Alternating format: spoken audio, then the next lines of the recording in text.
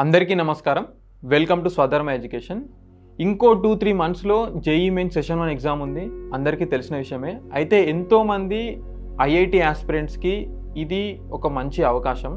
So దీనికి preparation already start చేస్తుంటారు. Revision time నడుస్తుంది మోస్ట్ ఆఫ్ ది కాలేజ్లో. Students around 13-14 lakh members every year JEE మెయిన్స్కి అటెంప్ట్ ఇస్తారు. దాంట్లో ఒక 18,000-17,000 సీట్స్ ఐఐటీలో ఉంటాయి. అండ్ అరౌండ్ మొత్తం అన్నీ కలిపి జిఎఫ్టీస్లో, ఐఐటీస్లో, ఎన్ఐటీస్లో అన్నీ కలిపి అరౌండ్ 40-50,000 మెంబర్స్ సెటిల్ అవుతున్నారు. కానీ రిమైనింగ్ స్టూడెంట్స్కి వాళ్ళకి టాలెంట్ ఉన్నప్పటికీ, వాళ్ళకి స్కోర్ చేసే కేపబిలిటీ ఉన్నప్పటికీ, మంచి స్కోర్ వచ్చినప్పటికీ మేబీ సీట్ ఇంటేక్ లిమిటెడ్ ఉండడం వలన, లేకపోతే రిజర్వేషన్ వలన వాళ్ళకి సరైన సీట్స్ సరైన కాలేజ్లో వాళ్ళు ప్లేస్ అవ్వట్లేదు. సో వీళ్ళందరూ ఓన్లీ జేఈ మెయిన్స్ టార్గెట్ పెట్టుకొని ఎన్ఐటీస్, ఐఐటీస్ కాకుండా ఈ ప్రిపరేషన్ టైంలోనే జేఈ మెయిన్స్తో పాటు బిట్సాట్ని కూడా దాని టార్గెట్ పెట్టుకొని దాని ఓరియంటెడ్గా ప్రిపరేషన్ చేయడం వల్ల మీకు సీట్ వచ్చే అవకాశం బిట్స్లో కూడా ఎక్కువ ఉంది. ఎందుకంటే బిట్స్ పిలాని కూడా ఒక రకంగా చెప్పాలి అంటే టాప్ 5-6 ఐఐటీస్ తర్వాత, ఇన్ఫ్యాక్ట్ కొన్ని ఐఐటీస్ కంటే కూడా placement wise, infrastructure wise, opportunities wise చాలా చాలా బాగుంది. So BITS Pilani or BITS Pilani campus కానీ, హైదరాబాద్ కానీ, గోవా కానీ, ఇండియాలో ఉన్న ఈ 3 క్యాంపస్లో మీకు కనుక సీట్ వస్తే సో డెఫినెట్గా కొన్ని ఐఐటీస్ కంటే కూడా మంచి ఎన్వైర్న్మెంట్ మీకు ఉంటుంది. అండ్ అంత మంచి పీర్ గ్రూప్ ఉంటుంది, అంతే మంచి ఫ్యాకల్టీ ఉంటారు. ఈవెన్ ఐఐటి లాంటి మీకు శాలరీస్ కానీ, మీకు ప్లేస్మెంట్ వైజ్గా కూడా చాలా బాగుంటుంది. సో దీన్ని టార్గెట్ పెట్టుకొని ప్రిపేర్ అవ్వడం అనేది ఇంపార్టెంట్. సో బిట్స్ ఎగ్జామ్ ఎంత టఫ్ ఉంటుందని ఒక చిన్న సందేహం ఉండొచ్చు.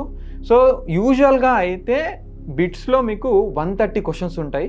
3 అవర్స్లో 130 క్వశ్చన్స్ అనేది ఇట్ ఈజ్ లైక్ ఒక క్వశ్చన్స్ అనేవి కూడా మనకి ఈజీ టు మోడరేట్ ఉంటాయి.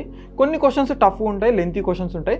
సో వాటిని మనం ఫిగర్ అవుట్ చేసి ఏ క్వశ్చన్స్ ప్రిపేర్ అవుతే ఎంత స్కోర్ చేయొచ్చు అని మనం టార్గెట్ పెట్టుకుంటే, సో ఆ క్వశ్చన్స్ అన్నిటిని ఫిగర్ అవుట్ చేసి ఈజీ టు మోడరేట్ క్వశ్చన్స్ అన్నిటిని ఈజీ ఏవి, టైం టేకింగ్ ఏవి అని ఫిల్టర్ అవుట్ చేసి సో ఫోకస్ చేయగలిగితే కనుక బిట్స్ క్రాక్ చేయడం కూడా ఈజీ.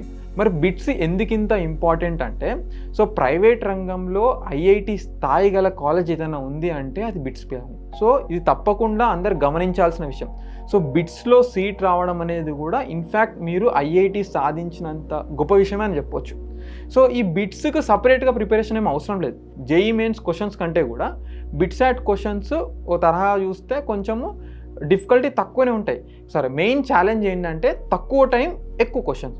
సో ఈ ఎక్కువ క్వశ్చన్స్ ఎలా సాల్వ్ చేయాలంటే మీకు ఈజీ టు మోడరేట్ ఉన్న వాటిని ఫిల్టర్ చేసుకోవడం ఫస్ట్ పాయింట్. అంటే సెగ్రిగేట్ చేసుకోవాలి, ఏవి ఈజీ ఉన్నాయి, ఏవి లెంతీగా ఉన్నాయని చెప్పేసి డిసిషన్ మేకింగ్ రావాలి. దాంతోపాటు ఎగ్జామ్కి వెళ్ళే ముందే ఒక 5-10 మాక్ టెస్ట్ రాయడం వల్ల ఆ ఎగ్జామ్ ప్యాటర్న్, ఆ స్పీడ్ అన్నీ మీకు అలవాటు అయిపోయి ఎగ్జామ్లో మీరు ఇబ్బంది పడే అవకాశం తక్కువ ఉంటుంది అన్నమాట.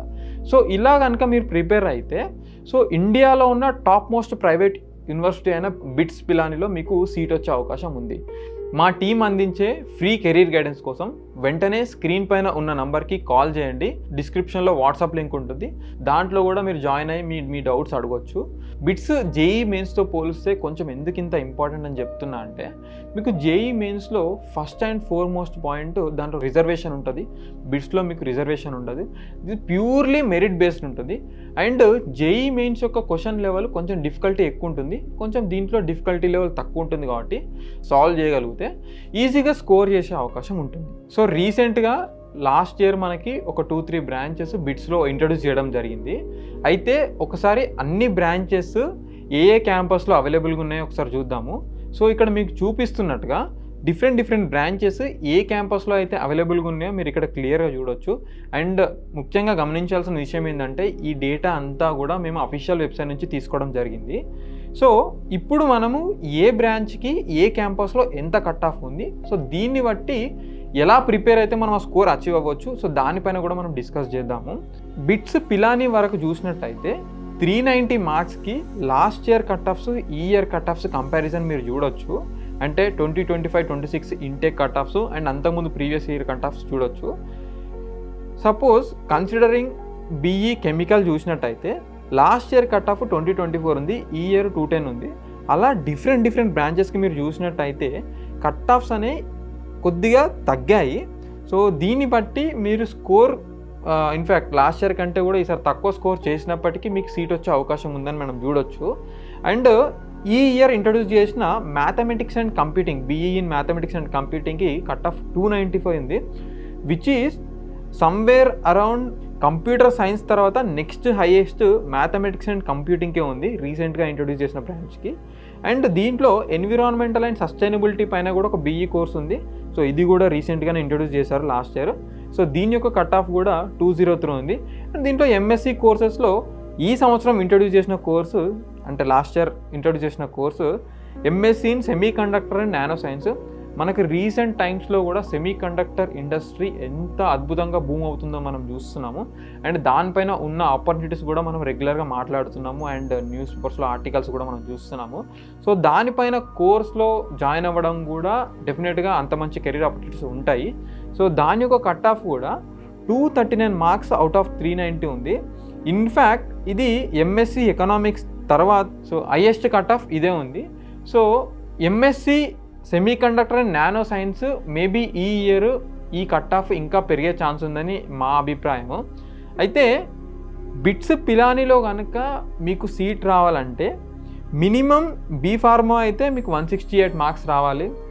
లేదు బీఫార్మా కాకుండా ఒకవేళ బ్యాచిలర్ ఆఫ్ ఇంజనీరింగ్ కోర్స్ అయితే కనుక సో మినిమం 203 మార్క్స్ వచ్చినట్టయితే లాస్ట్ ఇయర్ ప్రకారం మీకు అట్లీస్ట్ ఎన్విరాన్మెంటల్ అండ్ సస్టైనబిలిటీలో సీట్ వచ్చే అవకాశం ఉంది.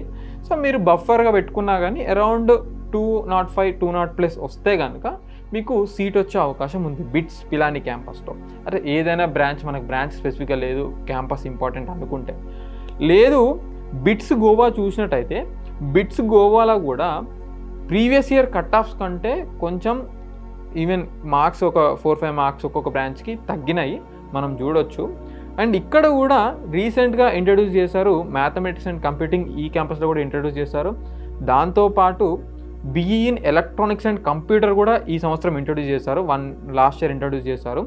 అండ్ అలానే BE in environmental and sustainability కూడా ఇంట్రడ్యూస్ చేశారు. సో వీటి యొక్క కట్ ఆఫ్స్ కూడా మీరు క్లియర్గా చూడొచ్చు. అండ్ అలానే దీంట్లో కూడా MSc in semiconductor and nano science కూడా ఇంట్రడ్యూస్ చేశారు.